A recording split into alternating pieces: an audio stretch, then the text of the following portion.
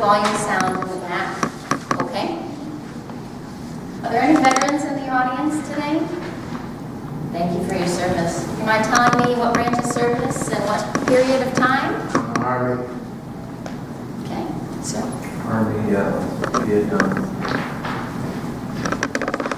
Army, Korea. Anyone else? No women veterans today? Army 95 and 98. Those are good years for me. Thank you for your service. And how about military-connected families? A husband, spouse, son, father. Thank you for your service also. I think that a lot of times military families get discounted from being thanked, but it takes a lot for a soldier to be deployed and to serve. And I know family is a big part of that, so thank you as well. There's only about 1% of the American population that serves in the military today, and about 15% of that 1% are women. That amounts to about 1.8 million women veterans in the country today, which I think is a number much larger than what we expect, especially with the amount of media exposure there is for women in the military. Not a lot to represent that 1.8 million, and about 285,000 have served in Iraq or Afghanistan in the last 12 years, and I think that's just a tremendous number compared to the about 40,000 women that served during Desert Storm. A little bit of my military history. I joined active duty in 1995. I was 18 years old. I didn't have a plan for college, and I was sitting around on the couch watching TV, and the Be All You Can Be advertising campaign sucked me in. And I said, there's two men riding on a tank. I want to do that. So I picked up the phone, and in 3 weeks I was at Fort Jackson, South Carolina, where I did my basic training. I took a supply clerk school at Fort Lee, Virginia, and then I ended up at Fort Polk, Louisiana for my first permanent duty station. I was assigned to an air defense artillery unit, which is a combat unit, but I was in a non-combat job. And some of those terms are pretty tricky in the military, but they're pretty important too, because at the time there was a combat exclusion policy that said that women were not allowed to serve in ground combat operations. So, being a non-combatant as a supply clerk, I wasn't the person waging the war or preparing to, but I was supporting the war fighter. However, in the way that we wage war today, I wouldn't be in the same battle space as the war fighters, and so therefore probably wasn't any safer. There was no sort of rear echelon or behind the lines sort of idea, and I think we've seen that in these last 12 years where there have been so many women casualties and amputees while the combat exclusion policy was in place. And that's because today there's no front line. It's called a non-linear battlefield. The enemy engages you wherever it is that you're at. And when I was deployed in 2003 to Iraq, 3 months after the invasion, truck driving was the most dangerous job there, and that's what I went there for. I was a supply clerk in a transportation company, and there were a couple of us, so they quick on-the-job trained me to drive a 5-ton and a tractor trailer with a 30-foot flatbed, and that's what I did, was supply the war fighters in the Northwest Quadrant, which at the time was the 3rd Armored Cavalry Regiment. Now the Armored Cavalry are Bradley tanks, Abram tanks, the big impressive ones you see on TV with the big gun, the Apache helicopters, the people who were enforcing the law at the time, who were keeping the peace, occupying the space, watching the borders, looking for insurgents, and Saddam Hussein at the time, who was caught just before Christmas that year that I was there. I had very little interaction with women in Iraq. We weren't really supposed to talk to the women or to the civilians, and when we did civil affairs operations in our region to sort of perpetuate goodwill, to establish trust, and to try to find informants that were going to help us in the search for Saddam Hussein, they really didn't include women in that group because they weren't the power players, they weren't the politicians, they weren't the leaders. They had pretty much been, set off in the traditional roles of the country at the time. The girls' schools were closed. until Saddam Hussein was on the loose. And in a town about 15 miles from where I was stationed, they opened up one of those schools, and about 15 or 20 girls showed up. So we got some of our friends and family back home to send over school supplies and markers and crayons and coloring books, and we took them to the school, and the next day attendance doubled because they were so excited that someone was going to support them. Now, they did that at great risk because they had no way of knowing where Saddam was, if someone in his place would continue to enforce the law where girls could not go to school, but they went anyway, about Wednesday through Saturday, about a half a day, and they learned primarily mathematics, religion, and English. They had one map on the wall. One of the schools had some desks and chairs, some they sat on the floor, natural lighting, no toilet, no hot lunch meal to complain about. It was pretty rudimentary surroundings, but the girls went there in one clean uniform that I'm sure they washed and wore all that week long because they were excited about the idea of something bigger than what they knew prior to being able to attend school. The school teachers were all women. Some of them wouldn't speak to us because they were very fearful still. The headmaster did, and she served a traditional chai in the tea in the afternoon. She had the youngest teacher take a tray around, and this is almost a bombed out building, but they didn't lose their class or their sense of formality. So with the tray, the youngest teacher came around to each of us, served us an afternoon chai, and a few women that spoke to us were willing to say hello. They knew a few English phrases, which was more than what most of us could say. We only knew a few Arabic phrases ourselves. One thing I noticed when I was in Iraq was that they requested that we keep our hair tied back pretty tightly. That's part of the military uniform, but they did that also because the men in the country found it especially offensive to be aggressed by women soldiers. And so they wanted that to not be an additional target for us. Now when it's 124 degrees and your head's stuck out of a window and you're going 45 miles an hour, it's pretty hard to keep it all in place. And I sort of didn't worry about it all the time, but I certainly was aware that that made me an additional target because they couldn't imagine a woman in their country playing a role like women do in this country. I had the opportunity to take a few Iraqi police officers from a training school to where they were going to be at their police station. That was part of our job there. Besides transporting supplies to the troops, we transported the Iraqi border police that were newly trained, that were learning, hopefully, to take over the security of the country. And they were just amazed by the women soldiers. It was a completely new realm to them that was opened up, that a woman could dress like that, could say those things, could carry a weapon. But I think that was a good eye-opener for them because it really rocked their world into thinking that there was these other opportunities, there was this whole other life out there. And at the time they had no satellite phones, no television, only the state-run media, so they were very, very closed off in those first few years. I did 3 years of active duty from 95 to 98. Then I came back to Iowa, enrolled at Iowa State University in the journalism department, and I was in the Guard for about 6 years while I was sort of working my way through school and then staying in the Guard.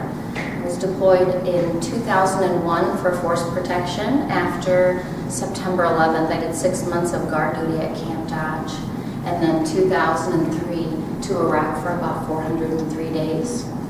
403, not about, exactly 403. I counted every single day.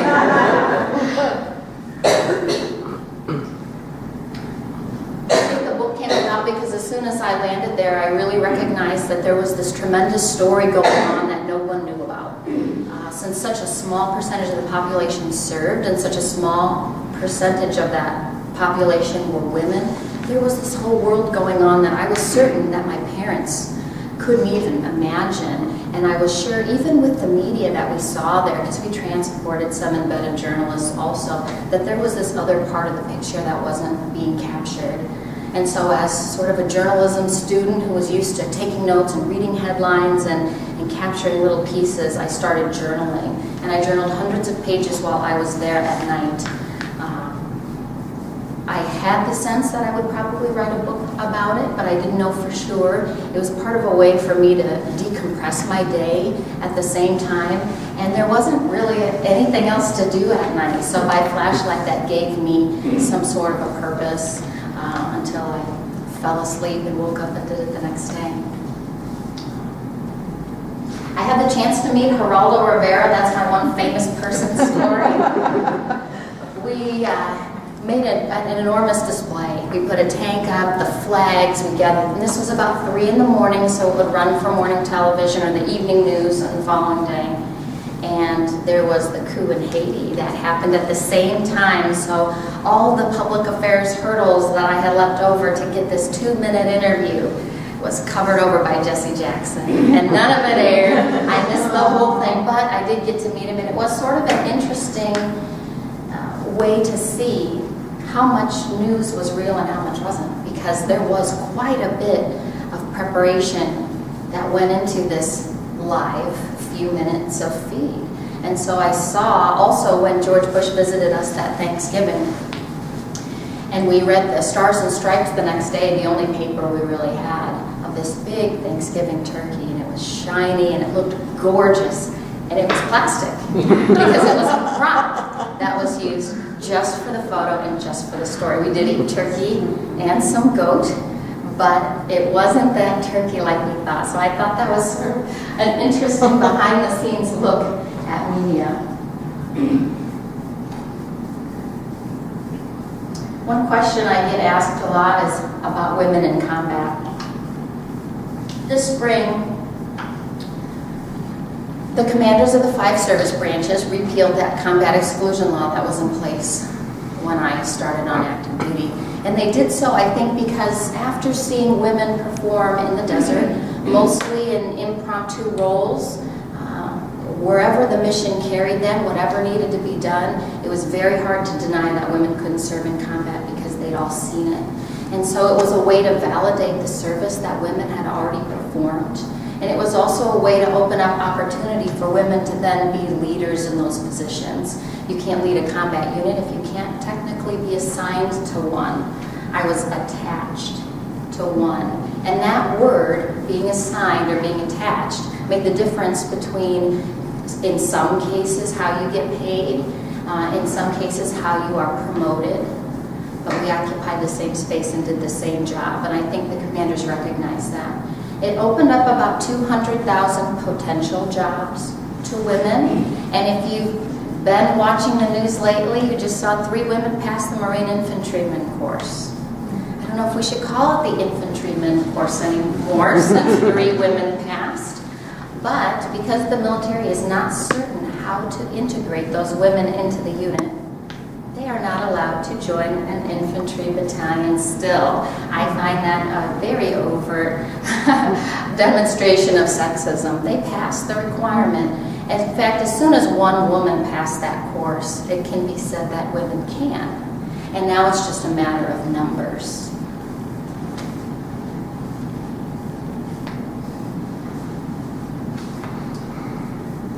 I think we have a few mental blocks in integrating women into the services because of how we still imagine warfare in our language and in our imagery. When we think about who is out there in the desert rooting out terrorists, running upstairs with M16s, I know you're all thinking, somebody who's about 5'2", 100 and some none of your business pounds. We don't think about that person as being a soldier at all. In fact, it's kind of like I'm the green apple. As soon as we think about apple, we think about the red delicious apple. And I think in soldiers, we think about that in the same way. We're still seeing G.I. Joe. John Wayne, Sylvester Stallone, and I can tell you that none of them served with me. None of them. Most of the people that I served with were probably a little smaller than you think. And some of the guys weren't any bigger than I was. So when it came down to brute physical strength, I certainly wasn't the weakest link in the chain. And some of the men who were my size were no stronger than I was. So I think when we think about if women can serve in those roles, if we reduce it just down to physicality, we know that women are bigger and stronger now than they were 60 years ago. So are men. And so women can certainly pass those hurdles, and they have been. I'll tell you a story. I went to the VA hospital some time ago, and the VA is working very hard. I'm not here to pick on them. I know that they have a tough job. They have a poster now that says, he served, but in front of the he is the big pink S. She served, and I go there to get my services, and the lady receptionist says, I'm sorry, you can't go back into the exam room with your husband. I said, I'm the veteran, I'm the one being served today. That happens all the time, doesn't it? I just called yesterday on the phone. They open at 7 o'clock in the morning.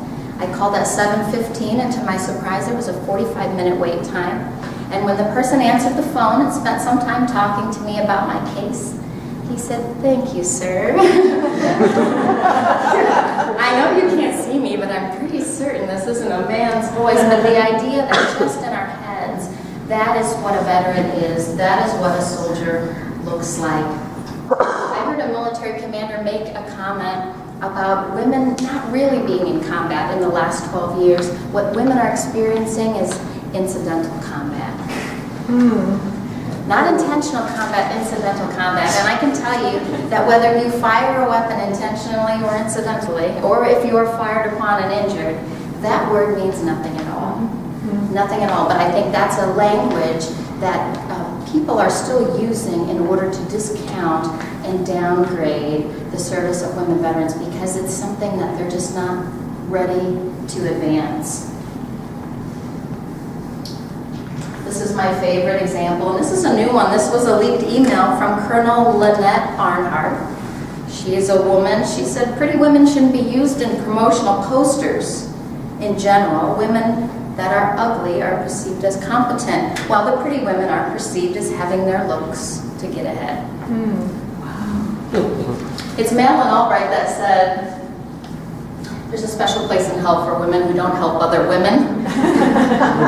I think we do that to ourselves all the time. All the time. We buy into it because we want to be accepted. I think it's so hard for a woman in a unit where there are so few other women and so many men to not internalize that ourselves. So when a commander walks in the room and says, men, should I stand up? Is he talking to me? If I attend to that message, then I'm buying into he needs me too. Men and women, soldiers and female soldiers. We're always in parentheses, right? I know you know exactly how that feels. But if the shoe were on the other foot, if I were a female commander and I walked into a room of all men, how could it be I could get away with saying, ladies, women, gals? They'd be insulted because those words signify something very important. In fact, men use that as an insult in football locker rooms and in infantry units, because that means weaker, lesser, wimpy, right? And we don't want to think about those words as meaning strong and tough and brutal and aggressive and competent, which both men and women are when they self-select themselves to be in a service branch and they pass every test along the way. Not all women are brutal, but neither are all men. I've seen many men fall out of formation. I've seen many men say, I'm not going to get up in that truck and do that mission today. So there's a little bit of both there.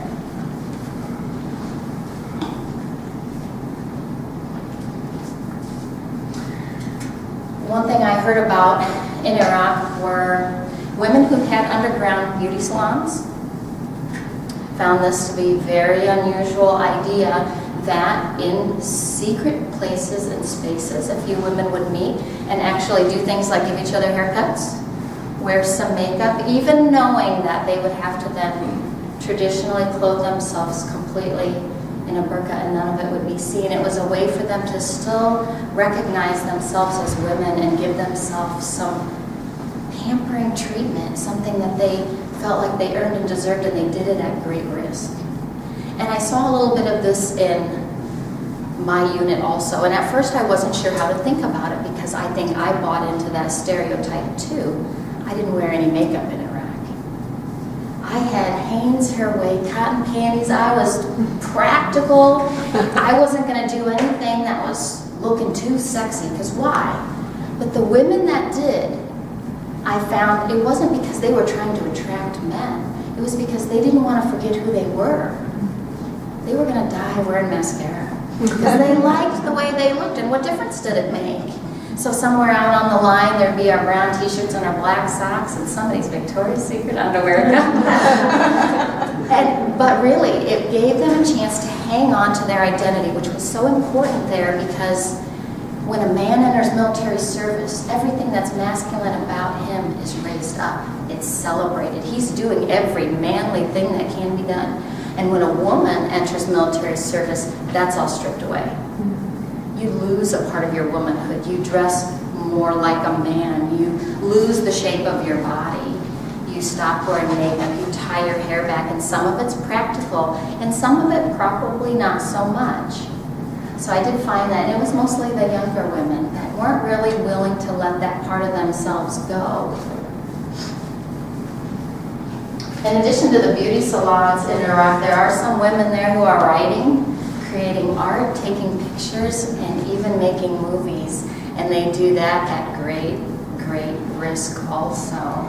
And then when I hear about these stories of these women going out and recording things and trying to get some really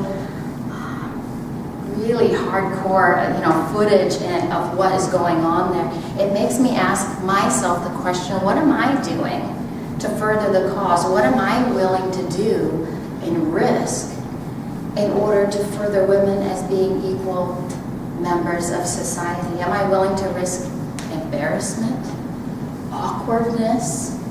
What a small price to pay that is, considering some women are willing to risk their lives.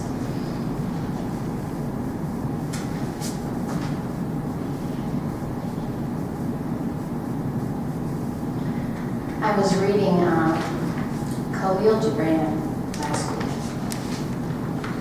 and I came across this and I thought it really fit in well. That pain is the breaking of the shell that encloses understanding. I had to think about that. Change is really difficult. It makes us feel uncomfortable. People don't want to see women amputees. They don't want to see women bleeding. They don't want to see women dying. They don't want to look at the women who are deployed and remember that they are mothers of 2-year-olds and 3-year-olds. One of my high school classmates that was deployed with me had a 4-month-old baby.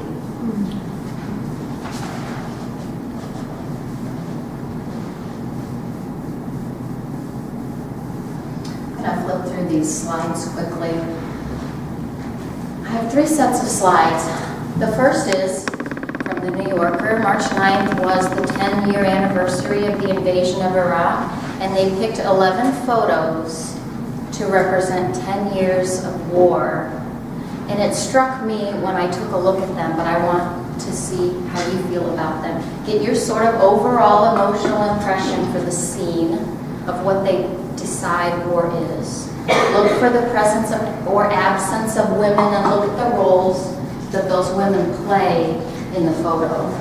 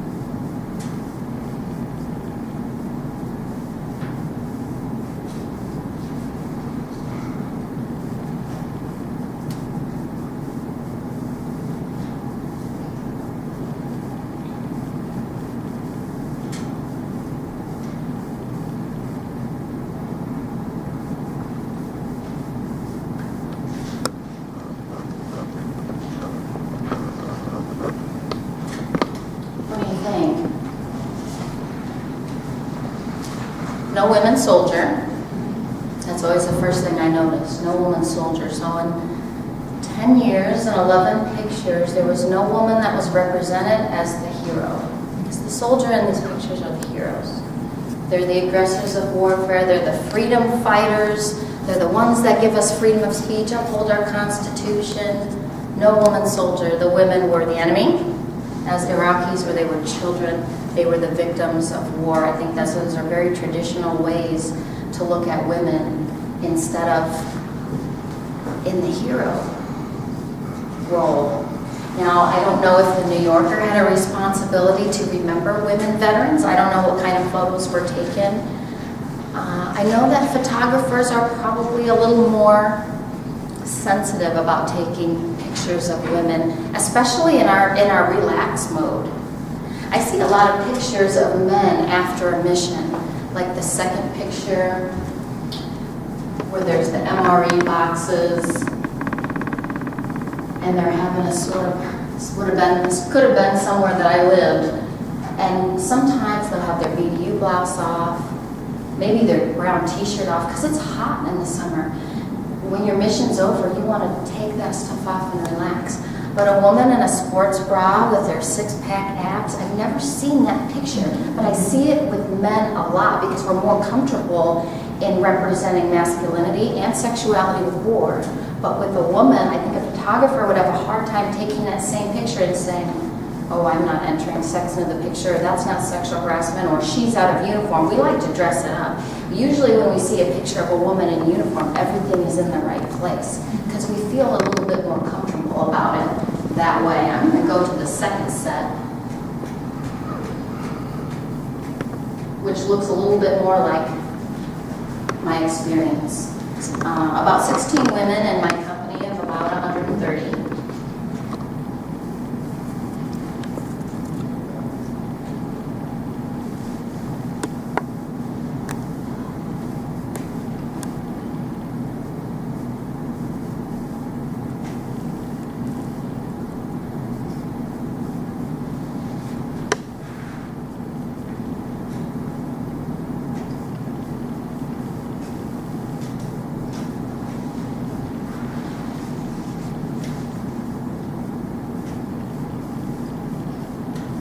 Isn't that a great picture? Because it's the shared understanding between veterans that I think you see in that picture, not necessarily just a younger woman and an older man, but the idea that there's a common ground there that crosses gender borders. I'm going to show one last section so you can see a little bit of my experience in Iraq. My co-driver had an M249 semi-automatic weapon, so when he was driving, I carried it, and when I was driving, he carried it. I had a standard M16. This is at Fort McCoy, Wisconsin, before we deployed. That was our mobilization station, so it was snowing there during the rifle range and the rough march, and then we went right into Iraqi summer. That is the view outside of my truck window. On most of my convoys, that would have been what it looked like, unless we were in town. This is one place that I lived that was near the Jordan border. It was a checkpoint, and this was sort of the supply room where we kept stuff, and they sort of threw my cot in there, and that's where I hung out. That's the Haditha Dam. That's where the Marines took over right when we left. There was quite a scandal about a civilian massacre at that dam afterward. It's a very beautiful lake. It's the second largest power source in Iraq, and we got to spend an R&R day there swimming. Since we guarded the dam, we were allowed to swim there. These were two little girls from the town that was nearby. Their parents were killed in a bomb explosion, and so they came to the food stand to eat and to be looked after by some other people in the town. And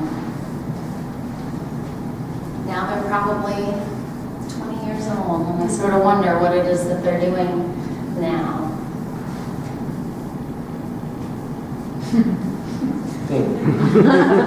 This is the top of the dam. That's just a coincidence that my picture was taken under that one. This is one of the schools that we went to.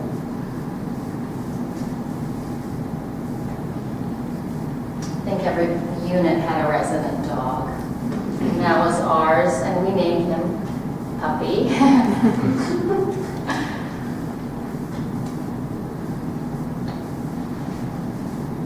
This is just a roadside stop on a mission. This is the inside. I'm sitting on a missile casing inside the provincial palace of Saddam Hussein in Ramadi. All the white stone on the ground is marble. That's what it looked like from the outside. He had a sprinkler system, so that small section around the castle was green grass.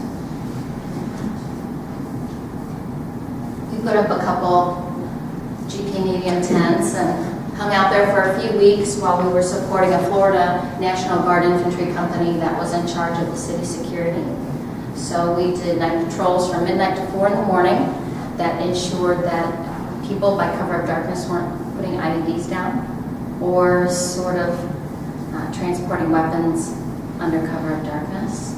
So as a non-combatant, I drove the security truck behind the dismounted patrol.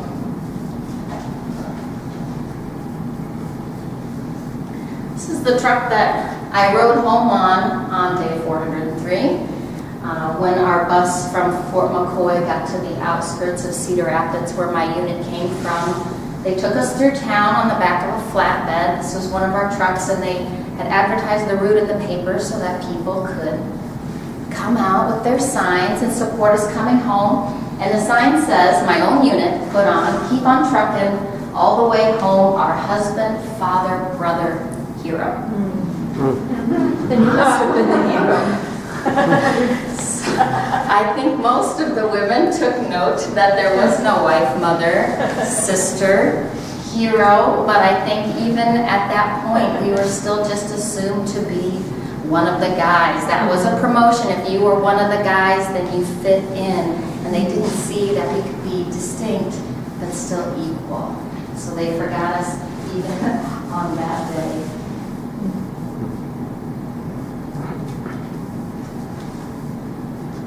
I think one thing that we need to do as women veterans, or one of the things that I like to do, is just be present so that people see and read and hear a part of the story, because I think it's unfair for women to be discounted. We just had Veterans Day, and I know a lot of my female battle sisters hide on Veterans Day. It's the day when we come out to celebrate, honor, and thank living veterans, and how many times we'll walk in to get our free breakfast, free Applebee's lunch, free car wash, and somebody asks us for an ID card. Or questions our veteran status, where for a man, I wouldn't even think about doing something like that. So I think part of getting over the hurdle of seeing women as veterans is being visible. I think we have to demand that. One other quote I found from Khalil was that pain is the bitter potion by which the physician within us heals our sick selves. I found a lot of truth in that. As a society, we have to expand our understanding of women as being beautiful, but being capable of being gritty at the same time, as being competent, and maybe still being pretty. Those two things aren't separate, and we can't assume that somebody who is attractive was able to achieve their rank or anything that they did by the way that they looked. It certainly didn't help me do any more push-ups.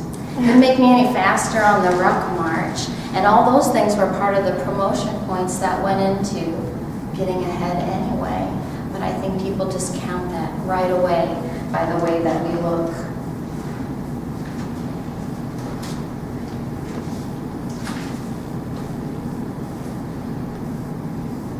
Close to the end of my 40 minute time here, so I think I will welcome your questions. And you get bonus points from me for being the first person to volunteer. Oh, yeah. Was that an Iowa flag at the Saddam Palace? Could you repeat the question?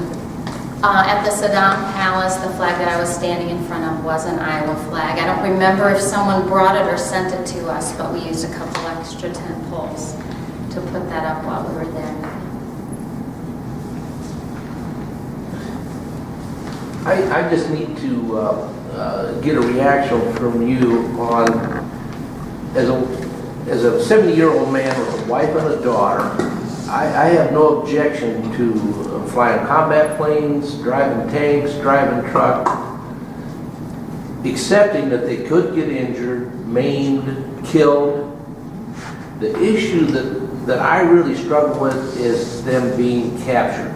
Now, we don't hear much about a lot of American forces being taken prisoner in Iraq or Afghanistan, but I just want you to know I'm really not, if you want to make a career out of the military, I think there should be no roadblocks for you. But I want you to also think about this American male protection of wife, daughter, niece, whatever, in the event of being captured. That's the real issue. Now, not that I want a son to be captured and go through whatever might happen, and I don't even want to know what happens in that part of the world.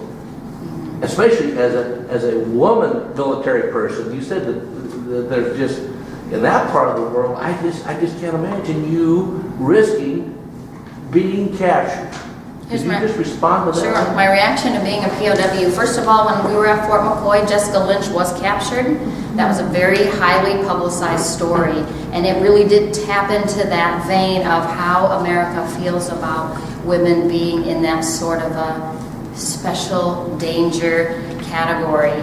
I had a deal with my co-driver. It was a personal decision. If I were ever close to being captured or in a position where I was being taken, I would rather die with all of them than be taken alive. So that was a decision that I made for myself. I didn't know that that was something that I would personally be able to endure. But to me, having listened to people like Larry Spencer and other veterans who have been POWs Larry Spencer was a POW for 6 years, I don't know that experience, like you said, you wouldn't want a son being captured is good for anyone. I don't know that adding in the element of a woman being raped, which is I think what we most often think about, really changes the face of what being a prisoner is.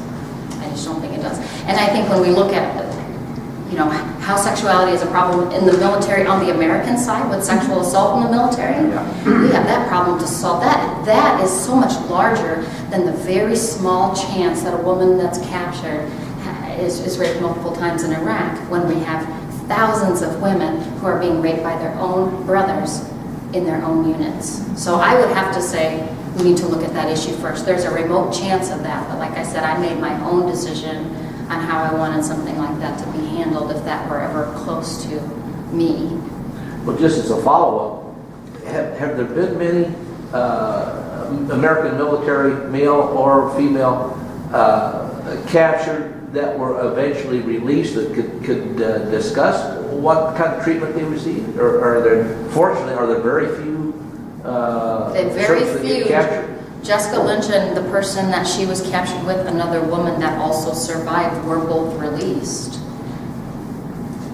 So is it more terrible than I want to know what they went through as when they were captured?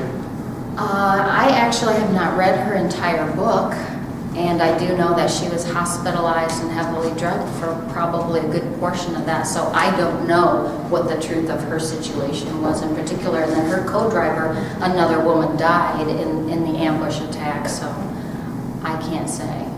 I don't know her. I don't know the particulars of her story, but those are the only two women that I'm familiar with.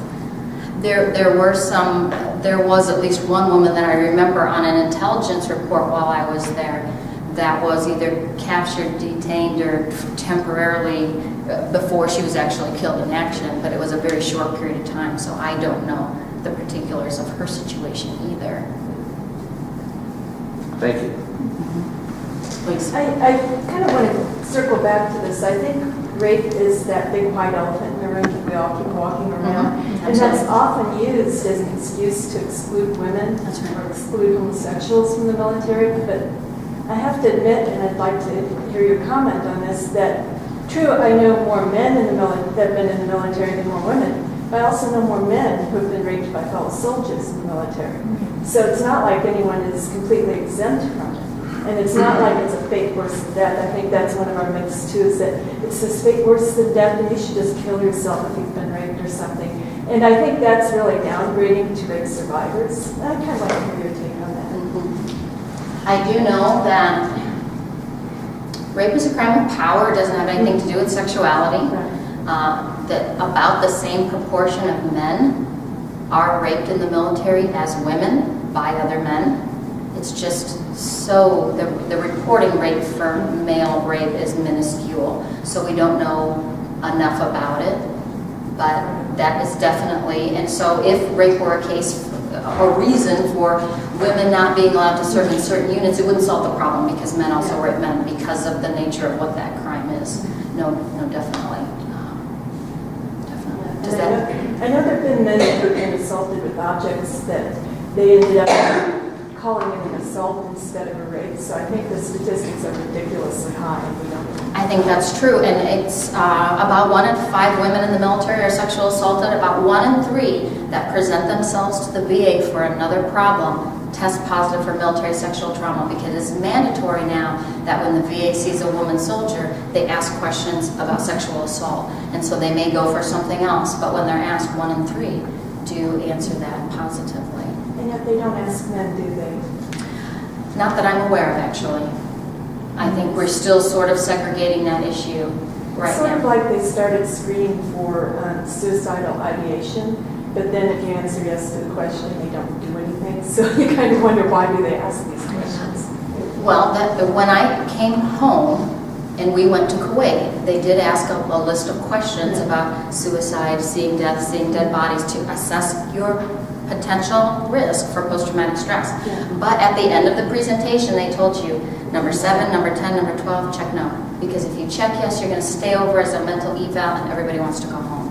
So I know they changed the way that they do that because, you know, now we have 38%, maybe 40% of veterans who have at least symptoms of post-traumatic stress. 20 to 30% probably have enough of them to have the disorder. So they're starting to address that a little differently, but it's a slow vehicle for change. And unfortunately, those that checked no do not have service connect now for their disabilities. That Sorry. very well can be, Ellen, please. I know you volunteer for veteran services, and can you speak to the demise of the women veterans like yourselves and what kinds of issues they're dealing with, and a little bit of your connection to that and what you're doing? I'm starting to work on an initiative, a military sexual trauma initiative for the Veterans National Recovery Center.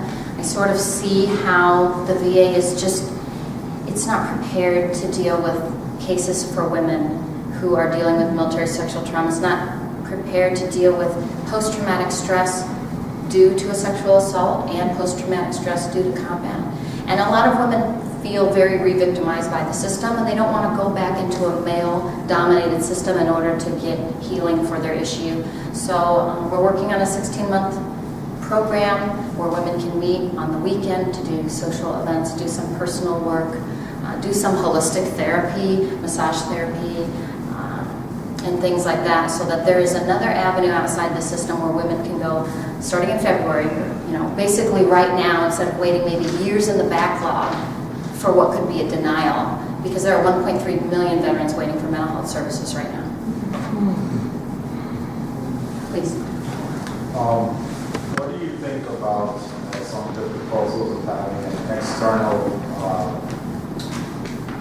organization handle the sexual assault happening in the military? Do you think that's a good idea, or do you think it undermines the commanders who are allegedly trying to handle these issues? The question is about having an outside agency handle sexual assault cases and not leaving it in the chain of command. I actually support that. That is an initiative from Senator Gillibrand from New York on the Military Justice Improvement Act, which is still trying to gain support here at the very end.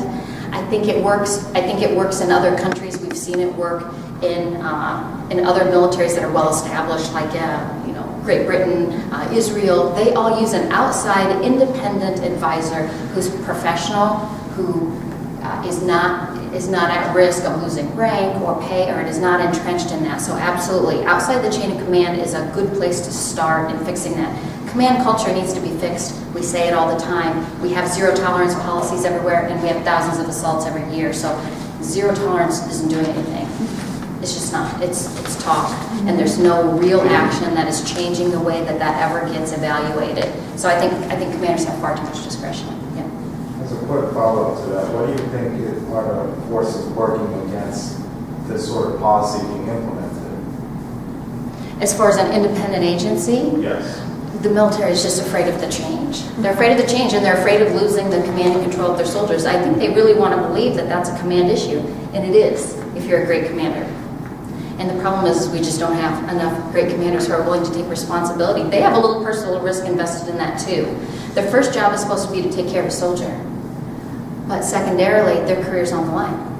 If they have a sexual assault, if they have something like that, that's a black mark on them, and they have to go before an officer evaluation for their next duty assignment, and they don't want that trailing along behind them. They don't want the paperwork. Their focus is on the mission and move on. And so I think it's just, the military is an extremely slow vehicle for change.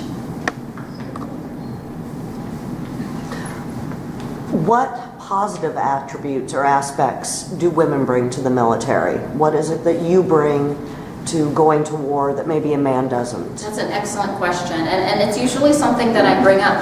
I think the strongest force is so through its diversity. Everybody brings something different to the table, and when you have a really great leader who can recognize the individual talents of every soldier and put that together, that's where you make a tight team. Women are really good multitaskers, and there's a lot of technology used in the military now. We're running short messages, text messages on computers. We're running a SINCGARS radio. We're using night vision goggles. We call for medevac helicopter. While we're pulling security, just like in a cop car, there's so many things going on now in the battlefield for technology, and women can handle all of those things very, very well. And so I think that's where technology equalizes us. And we also tend to be very compassionate. And there is something to that. We have a lot of heat casualties in Iraq and Afghanistan. And a woman battle buddy is more likely to say, hey man, you drinking water? Hey man, how you feeling? And another guy might say, and this is sort of a stereotype too, but I've seen it. If he doesn't know how to take care of himself, that's his problem. I'm not going to ask him if he's drinking water. So I think we do bring different things to the table. And that is, in that diversity, I think we find the greatest strength. You can't just have everybody who's 6 foot tall and can do 100 push-ups, because we need somebody who's small to get into a tight space. We need somebody who has a lot of endurance, who can run a long distance. There's a lot of things that go on into sort of the battle rhythm of what goes on in day-to-day operations. And women can do those things. They can juggle those tasks. Yeah, I was just curious how you, besides writing your book, how did you come back into our society? Was there some other things that what challenges did you face? I did some yoga. I know. I came back very slowly. I was lost for at least 6 years, maybe a little longer. Writing helped a lot. Being here doing this helps a lot. But it's a slow transition, and you never get all the way back home. You never get back to the person that you were. You don't even remember who that person is. You're changed forever, and so you just try to find the closest thing to normal that you can. And I've tried everything. Yoga, meditation, holistic therapy. I still try to work out. That helps. Writing helps. I have a therapist. So all of that together is, you got to find a path that works. And you got to work it really hard. So I do encourage vets who are coming back who have a lot of those symptoms, a lot of those triggers where they can't be in darkness and they can't be in mirrors and they can't have their back to the door, and to try a lot of different things and work it really, really hard and never give up, because there is going to be something that opens up eventually that's going to help them find that wholeness again. Is there something more we could do as a society to help veterans re-enter normal life? I mean, some cultures there's ritual, there's honor, there's something for people coming back, but we kind of don't do anything. What would you think about that? What suggestions would you make?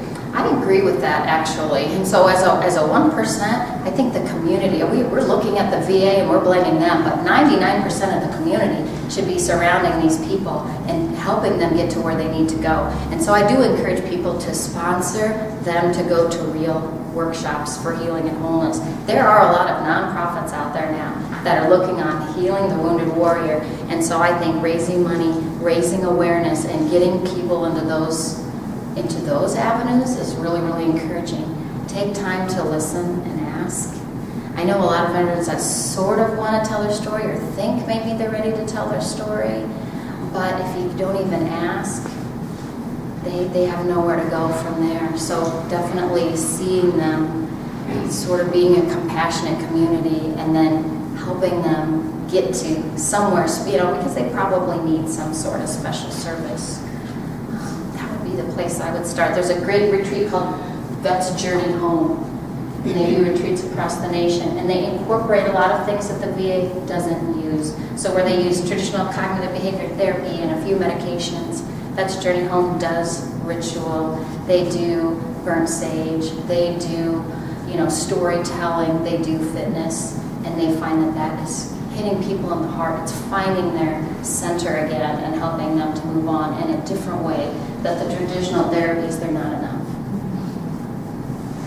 How about female commanders, leadership, observations that you might have on that? Are there enough of them to create any kind of authority, power, force? Enough female commanders for an authority? Not really, and we're an unusual group because we're really divided. There are women who have really integrated themselves into the male system, and so they're not very supportive of other women, and certainly women aren't commanding combat units yet because they're not in combat roles. So when there are women that are attached to these units, there are no female role models. So I would say, and that's real, I'm thinking more in terms of the Army because that's my history. The Air Force is a little ahead on that because, the combat exclusion for them in the air was lifted in 95, I think. So they do have more women flight commanders, and I do think their mentorship and their leadership for women, bringing up other women, is a little better, but it's still Sounds like many are going to need to hear Madeleine Albright's statement. That's right.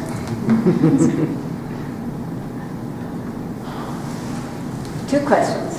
One, you're just an outstanding spokesperson for all kinds of elements of sexism as they apply to the military. One question has to do with the publisher's decision to put this photograph on the cover. Is that helpful or unhelpful? And then the second question is, are you able to spend paid time being able to educate us in the way in which you have today? First question about the book cover. I do a little acting and modeling on the side. I have a photographer named Ben Easter. He's sort of famous around here. You know Ben. And we sort of went through this together. And we actually picked it together, and the publisher agreed with us. So it was partly our idea. He read the entire book first. Because one thing I wanted to do, and I think the nudity is pretty minimal, was the idea that underneath all that stuff is a real woman, or whatever a woman looks like. And so I thought that that was important to be able to, for a person to visualize that that person is this person, somebody in uniform with all the other trappings, with all the stuff. So, and for me, it was sort of a reflection back, and so that's why we kind of came up with the pose. But I think they would have been very hesitant to use something that was any more sort of sexualized than that. But I didn't want to get away from that because women are sexual beings and women are beautiful, and we shouldn't be afraid of putting that next to a military uniform and then making that leap where beauty and toughness don't go together. So I think they were happy with that. Paid time doing this. I'm working on it. I belong to the National Women Veteran Speakers Bureau. 7 of us across the country, 5 of us that are authors, have been working to try to raise the visibility of women veterans, what we look like, what we do, and sort of tell the story for all the women who aren't able to do this. I'm working on a 2nd book, so I'm hoping that that's going to continue to fund me doing things just like this. So I'm working that plan right now. Great. Well, it was a pleasure to have you as an audience today. Thank you so much.